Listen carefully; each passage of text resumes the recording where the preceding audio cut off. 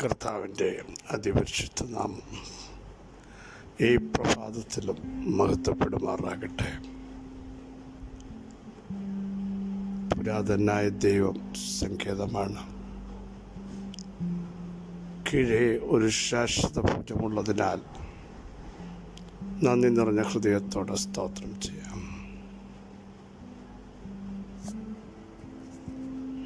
പുരാതനായ ദൈവം, മാറ്റമില്ലാത്ത ദൈവം, വാക്കിൽ വിശ്വസ്തൻ, അത്ഭുതങ്ങളെ പ്രവർത്തിക്കുന്നവൻ,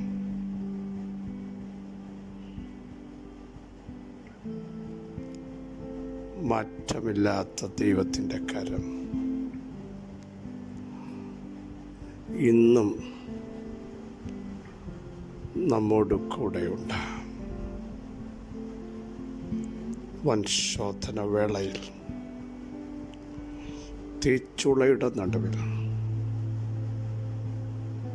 മാറത്തണച്ച് നമ്മെ ആശ്ലേഷിപ്പിക്കുന്ന ദൈവത്തിൻ്റെ ശ്രേഷ്ഠഭുജത്തിനായി നന്ദിയോടെ സ്തോത്രം ചെയ്യാം.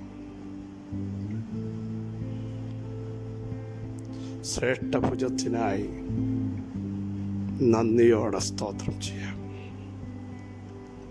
സഹോദരങ്ങളെ,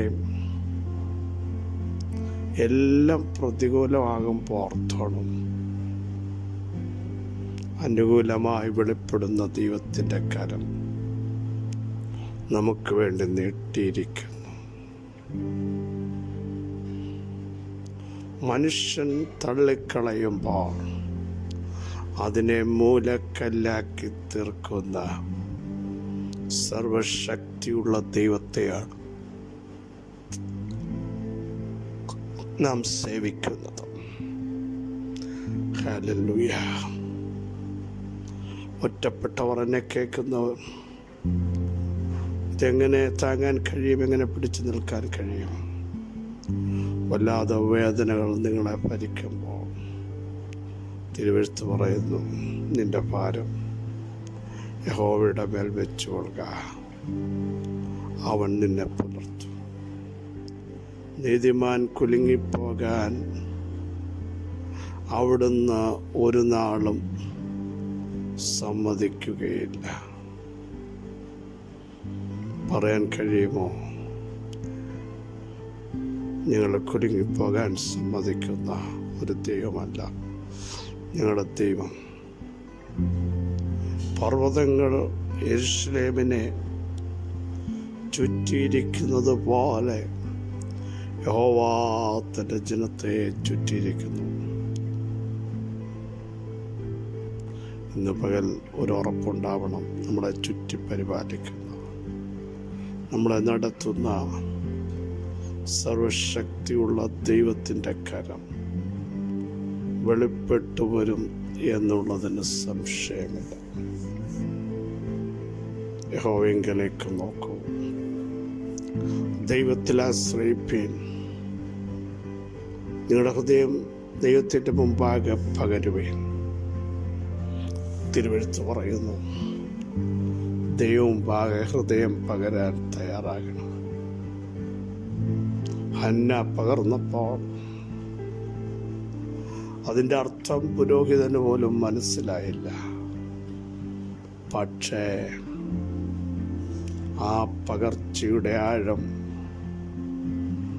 സ്വർഗമറിഞ്ഞിട്ട് അവളുടെ പ്രാർത്ഥനയ്ക്ക് ഉത്തരമായി വാഗ്ദത്തത്തെ കൊടുത്തെങ്കിൽ ഇന്ന് പകലും വിളിച്ചു പറയുന്നു, നിങ്ങൾ ഹൃദയം പകരുമ്പോൾ അപ്പനറിയത്തില്ല, അമ്മയ്ക്കറിയത്തില്ല, സഹോദരങ്ങൾക്കറിയത്തില്ല, പക്ഷെ അറിയണ്ടവൻ അതറിഞ്ഞ് ഇന്നും അത്ഭുതത്തിൻ്റെ കരം നീട്ടി നിങ്ങളെ തള്ളിക്കളയാതെ ദേശത്ത് നിങ്ങളെ രാജ്യ ചിഹ്നമാക്കി മാറ്റാൻ എൻ്റെ ദൈവത്തിന് ഒറ്റ സെക്കൻഡ് മതി. ആർക്ക് വേണ്ടി? ഹൃദയം പകർന്ന് വേദനിക്കുന്ന തൻ്റെ ജനത്തിനു വേണ്ടി ദൈവത്തിൻ്റെ കരം നീട്ടാൻ പോകുകയാണ്. വിശ്വസിക്കുന്നവർ ആമേൻ പറഞ്ഞ് ഈ സന്ദേശം ഏറ്റെടുക്കുമല്ലോ. സങ്കീർത്തനങ്ങൾ 44:1 ദൈവമേ, പൂർവകാലത്ത് ഞങ്ങളുടെ പിതാക്കന്മാരുടെ നാളുകളിൽ നീ ചെയ്ത പ്രവൃത്തി അവർ ഞങ്ങളോട് വിവരിച്ചിരിക്കുന്നു. ഞങ്ങളുടെ ചെവി കൊണ്ട് ഞങ്ങൾ കേട്ടുമിരിക്കുന്നു. കോരഹപുത്രന്മാരുടെ ഒരു സങ്കീർത്തനമാണ്. പൂർവകാലത്ത് ഞങ്ങളുടെ പിതാക്കന്മാരുടെ നാളുകളിൽ അവർക്ക് വേണ്ടി പ്രവർത്തിച്ച ദൈവത്തിൻ്റെ പ്രവർത്തികൾ അത്യുത്തമമായിരുന്നു, ശ്രേഷ്ഠമായിരുന്നു. ആർക്കും വിലയിരുത്താൻ പറ്റാത്തതുപോലെയുള്ള ദൈവപ്രവൃത്തികളാണ് സംഭവിച്ചത്. എന്നിട്ട് കോരഹപുത്രന്മാർ പറയുകയാണ്, ഞങ്ങളുടെ പിതാക്കന്മാർ അത് ഞങ്ങളോട് വിവരിച്ചു. പ്രിയ സഹോദരങ്ങളെ, ഇന്നെനിക്ക് പറയാനുള്ളത്, ദൈവം നിങ്ങളുടെ ജീവിതത്തിൽ നൽകുന്ന വിടുതലുകളും അത്ഭുത പ്രവൃത്തികളും ദൈവത്തിൻ്റെ നന്മകളും നടത്തിയ വിധങ്ങളും മറന്നുപോകാതെ അടുത്ത ജനറേഷനോട് പറയാൻ തയ്യാറാകണം. തയ്യാറാകുമ്പോൾ അവർ അത് കേൾക്കും. ഇങ്ങനെയും പ്രവർത്തിച്ചൊരു ദൈവം, തുറന്ന ദൈവം, നടത്തിയ ദൈവം, സഹായിച്ച ദൈവം, ശക്തീകരിച്ച ദൈവം, തീക്കൽ പാറയിൽ നിന്ന് ജലം ചാടി പുറപ്പെടുവിച്ച ദൈവം, ആകാശത്തിൻ്റെ കിളിവാതിൽ തുറന്ന ദൈവം, ചെങ്കണ്ണ വിഭാഗിച്ച ദൈവം, മരുഭൂമിയിൽ മേശയൊരുക്കിയ ദൈവം, കാടപ്പക്ഷിയെ വർഷിപ്പിച്ച ദൈവം, അങ്ങനെ ചെയ്ത ദൈവം നിങ്ങളുടെയും ദൈവമെന്ന് അവരോട് പറയാൻ നമ്മൾ എത്ര പേർക്ക് കഴിഞ്ഞിട്ടുണ്ട്? നമ്മൾ വീട്ടിൽ ഒരു ദിവസം പല കാര്യങ്ങളും സംസാരിക്കാറുണ്ട്.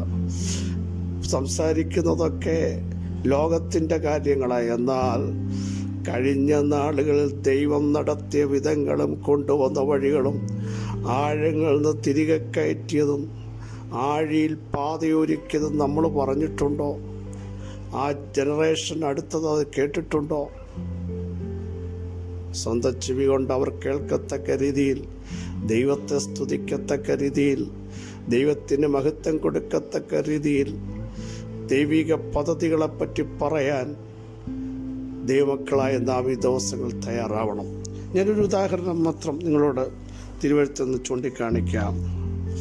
ഒത്തിരി കാര്യങ്ങൾ പറയേണ്ടതുണ്ട്, എങ്കിലും ഒറ്റ ഭാഗം. യഹോവ മിസ്രയീമ്യരെ ദണ്ഡിപ്പിക്കേണ്ടതിന് കടന്നുവരും. എന്നാൽ കുറിപ്പടിമേലും കട്ടളമേലും രക്തം കാണുമ്പോൾ യഹോവ വാതിൽ ഒഴിഞ്ഞ് കടന്നുപോകും. നിങ്ങളുടെ വീടുകളിൽ നിങ്ങളെ ദണ്ഡിപ്പിക്കേണ്ടതിന് സംഹാരകൻ വരാൻ സമ്മതിക്കുകയില്ല. മോശ ഇസ്രായേൽ മൂപ്പന്മാരെയൊക്കെ വിളിച്ച് അവരോട് പറഞ്ഞതാണ്. ദൈവം തന്നോട് പറഞ്ഞ പ്രസ്താവന മോശ ജനത്തോട് പറയുകയാണ്. ഇനി ശ്രദ്ധിക്കൂ, 24-ാം വാക്യം. ഈ കാര്യം നീയും പുത്രന്മാരും ഒരു നിത്യ നിയമമായി ആചരിക്കണം. ദൈവം പറയുക, യഹോവ അരുളി ചെയ്തതുപോലെ നിങ്ങൾക്ക് തരുവാനിരിക്കുന്ന ദേശത്ത് നിങ്ങളെത്തിയ ശേഷം നിങ്ങൾ ഈ കർമ്മം ആചരിക്കണം. പെസഹയെ പറ്റിയാണ് പറയുന്നത്. അടുത്ത് നോക്കൂ, ഈ കർമ്മം എന്താണ് എന്ന് നിങ്ങളുടെ മക്കൾ നിങ്ങളോട് ചോദിക്കുമ്പോൾ, അടുത്ത ജനറേഷൻ ചോദിക്കുമ്പോൾ അവരോട് പറയേണ്ട കാര്യമാണ് എഴുതിയിരിക്കുന്നത്. മിസ്രയീമ്യരെ ദണ്ഡിപ്പിക്കുമ്പോൾ മിസ്രയീമിലായിരുന്ന ഇസ്രായേൽ മക്കളുടെ വീടുകളെ ഒഴിഞ്ഞുമാറി നമ്മുടെ വീടുകളെ രക്ഷിച്ച യഹോവയുടെ പെസഹ യാഗമാകുന്നു ഇത് എന്ന് നിങ്ങൾ മക്കളോട് പറയണം. സ്തോത്രം. ഇസ്രായേല്യർക്കും മിസ്രയീമ്യർക്കും തമ്മിൽ ഒരു വ്യത്യാസം വരുത്തിയ ജീവനുള്ള ദൈവമുണ്ടെന്ന് ഇവർ ആചരിക്കുമ്പോൾ ജനറേഷന് മനസ്സിലാകും, തൻ്റെ ജനത്തെ സംഹാര താണ്ഡവത്തിൽ നിന്ന് വിടുവിച്ച ദൈവത്തിൻ്റെ കരം, അതിൻ്റെ ശ്രേഷ്ഠത, അതിൻ്റെ വ്യത്യാസം ദൈവത്തെ സേവിക്കുന്നവനും സേവിക്കാത്തവനും തമ്മിലുള്ള വ്യത്യാസം കാണാൻ ഇടയാകത്തക്ക രീതിയിൽ ദൈവിക പദ്ധതികൾ വെളിപ്പെടുകയാണ്.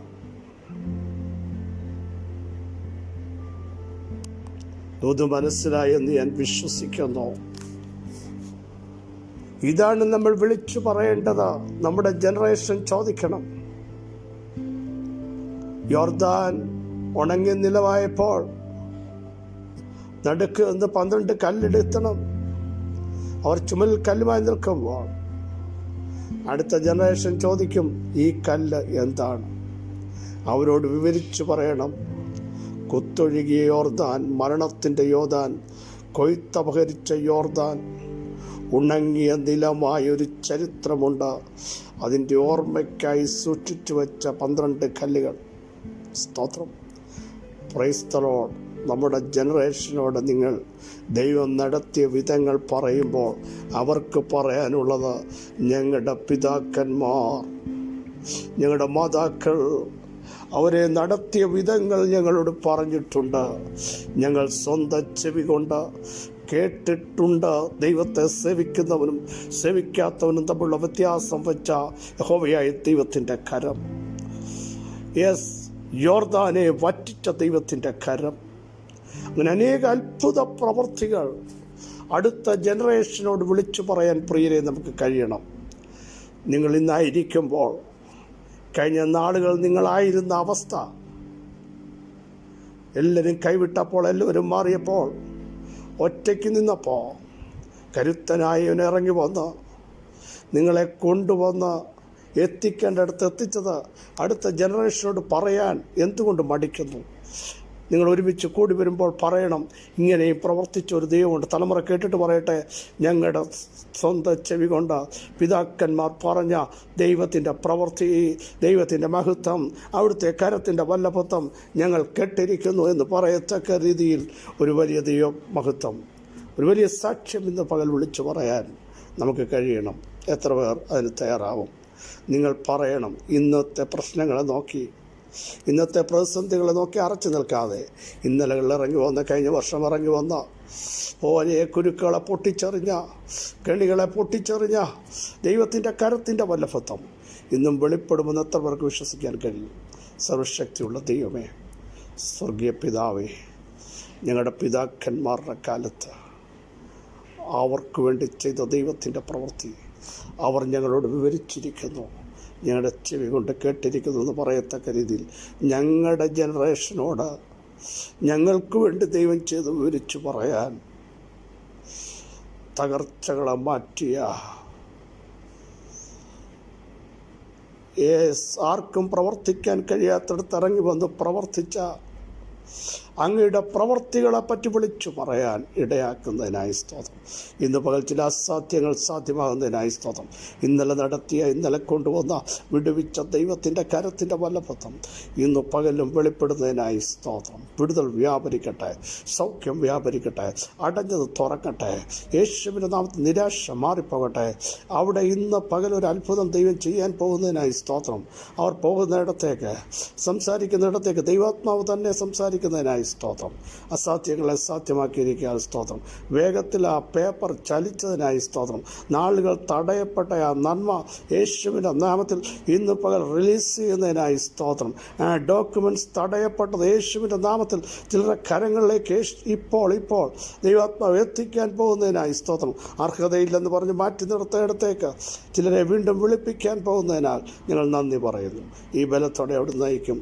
യേശുവിൻ നാമം തന്നെ. ആമേൻ, ആമേൻ, ആമേൻ. ക്രിസ്തുവിൽ വാത്സല്യ സഹോദരങ്ങളെ, ധൈര്യത്തോടെ മുമ്പോട്ട് പോകുക. ചില ദൈവപ്രവൃത്തികൾ സംഭവിച്ചിരിക്കുന്നു, അത് വിവരിച്ചു പറയാൻ നമുക്കിടയാകട്ടെ എന്ന് പ്രാർത്ഥിക്കുന്നു. ക്രിസ്തുവിൽ നിങ്ങളുടെ സഹോദരൻ പ്രശംസിച്ചു.